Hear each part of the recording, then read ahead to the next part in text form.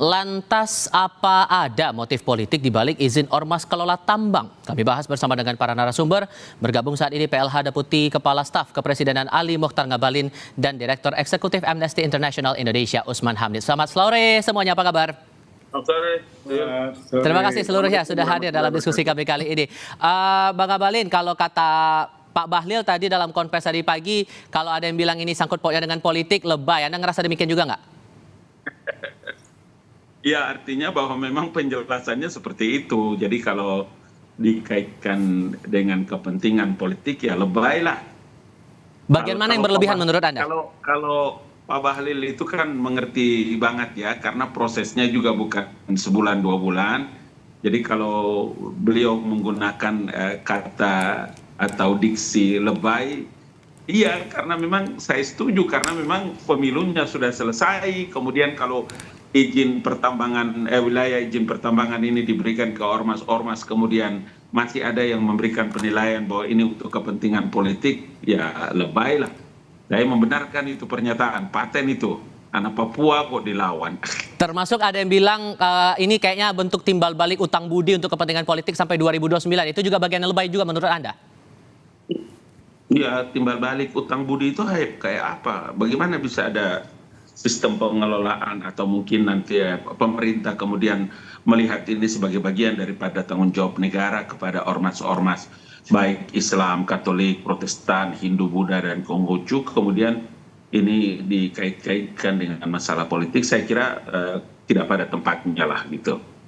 Karena begini Bang, saya kutip saja dari kontan.co.id, ada pengamat ekonomi energi dari UGM, Fahmi Radi, yang bilang ormas tidak punya kapabilitas untuk melakukan eksplorasi dan eksploitasi komoditas pertambangan. Jadi apa yang terbayang di kepala pemerintah begitu sampai akhirnya memberikan izin kepada ormas untuk mengelola area tambang? Jangankan ormas-ormas keagamaan yang begitu hebat itu. Saya saja memimpin selaku Ketua Umum Badan pada waktu itu, menjadi Ketua Umum Koordinasi Komunikasi Pemuda Remaja Masjid seluruh Indonesia. Ya, kita punya bidang khusus yang menangani bidang usaha termasuk lingkungan. Begitu juga ketika saya menjadi Ketua Umum Badan Koordinasi Mubalik seluruh Indonesia.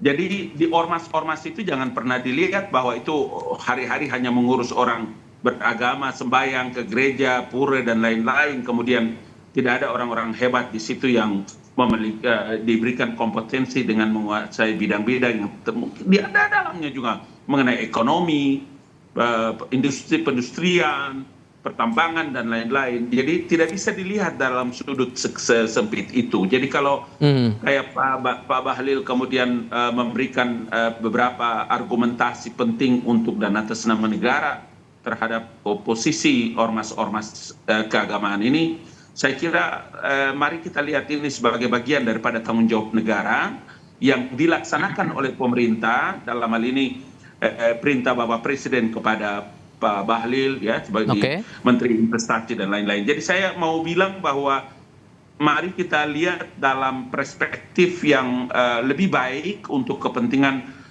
masa depan kehidupan baik itu ormas, organisasi kemasyarakatan maupun organisasi keagamaan.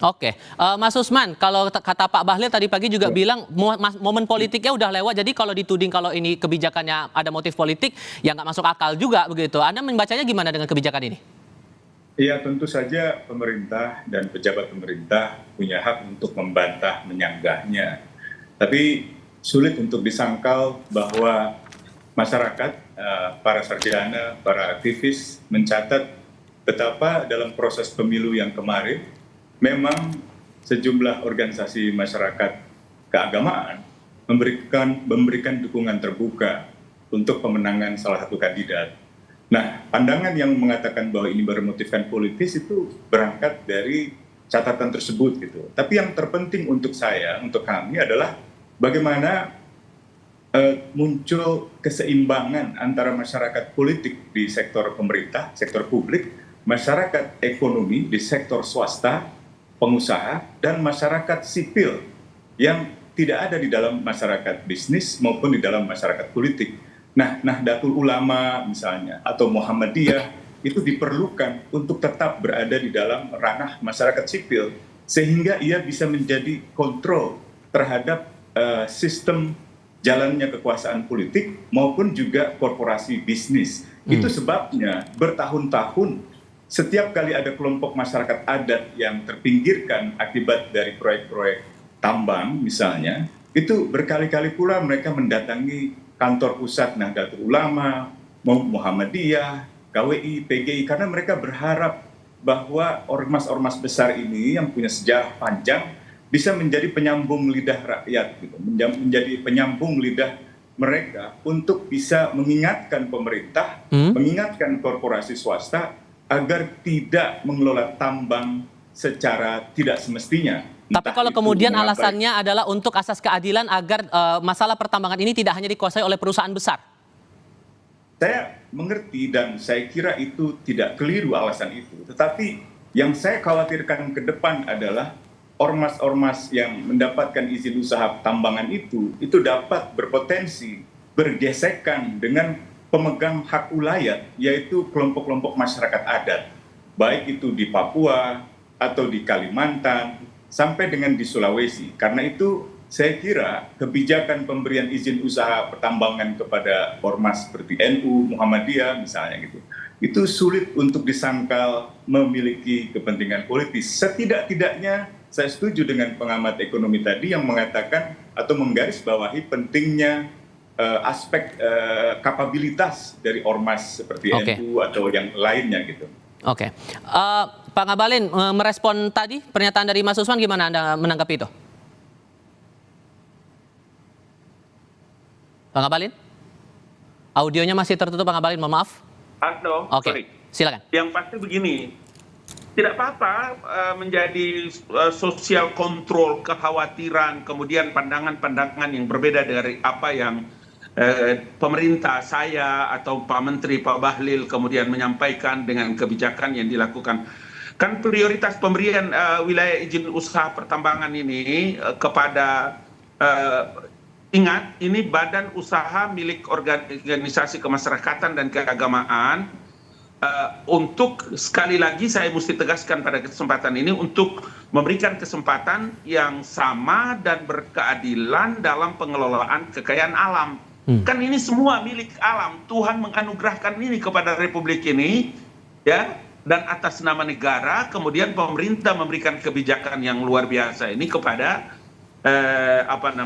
ormas keagamaan yang tentu saja punya pertimbangan, punya potensi yang besar untuk memberikan kontribusi dalam pemberdayaan ekonomi keumatan, ya, termasuk melalui kegiatan-kegiatan usaha pertambangan yang sedang kita bincangkan. Karena itu memang pemerintah memandang bahwa organisasi-organisasi massa dan keagamaan ini memiliki andil yang luar biasa dalam pembangunan nasional. Saya kasih contoh yang paling konkret ini. Kemarin kalau dalam masa COVID itu, kalau hanya pemerintah yang menangani COVID itu, saya yakin 1000%. Kami dari kantor staf presiden betul-betul kewalahan. Tetapi kita perlu kemudian melakukan koordinasi, datangi NU, Muhammadiyah, kemudian organisasi keagamaan Katolik, Protestan, Hindu, Konghucu, dan lain-lain.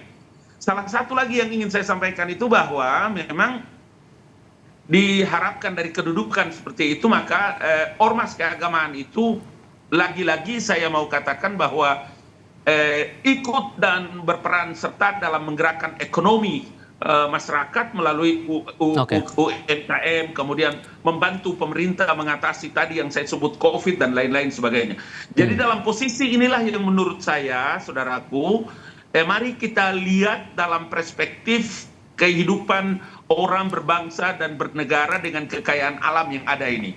Bahwa ada kekhawatiran, pandangan, dan penilaian yang berbeda, tentu sah-sah saja seperti yang tadi disampaikan oleh saudaraku Usman. Oke, kalau begitu Mas Usman, ini kan udah kadung diterima nih sama PBNU dan ini tinggal dijalankan. Maka bagaimana kemudian bentuk pengawasan yang harus dilakukan agar izin yang sudah diberikan ini tidak salah guna, tidak salah pakai begitu?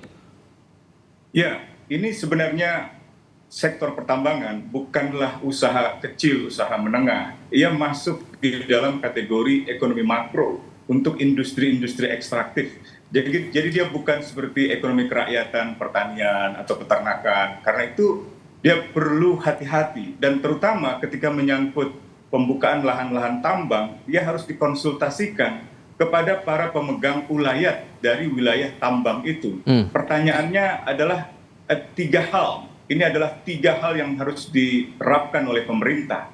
Yang pertama, apakah pemerintah telah memberikan informasi kepada masyarakat adat pemegang ulayat bahwa tanah-tanah mereka, tempat di mana tambang itu berada, akan diberikan kepada ormas seperti Nahdlatul Ulama.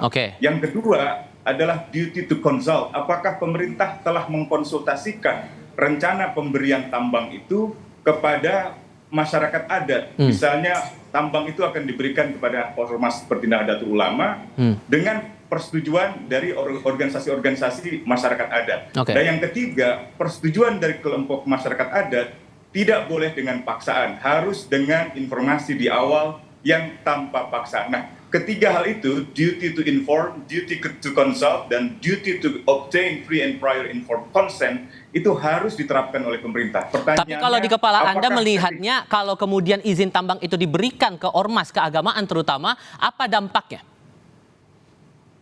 Dampaknya, ia akan menghilangkan, pertama, independensi Nahdlatul Ulama sebagai bagian dari masyarakat sipil. Yang kedua, ia membuka potensi konflik horizontal antara ormas seperti Nahdlatul Ulama dengan lembaga-lembaga masyarakat adat yang kalau kita lihat bertahun-tahun banyak menyuarakan protes mereka, menyuarakan penolakan mereka, mulai dari suku Ayu misalnya di Papua, sampai dengan masyarakat adat di Halmahera dan juga di Morowali di Sulawesi. Catatan kritis untuk diskusi kita pada kali ini. Bang Ali Mokhtar Ngabalin, terima kasih banyak. Mas Usman Hamid juga terima kasih sudah hadir dalam diskusi kami kali ini. Selamat sore semuanya. Terima kasih. Selamat sore.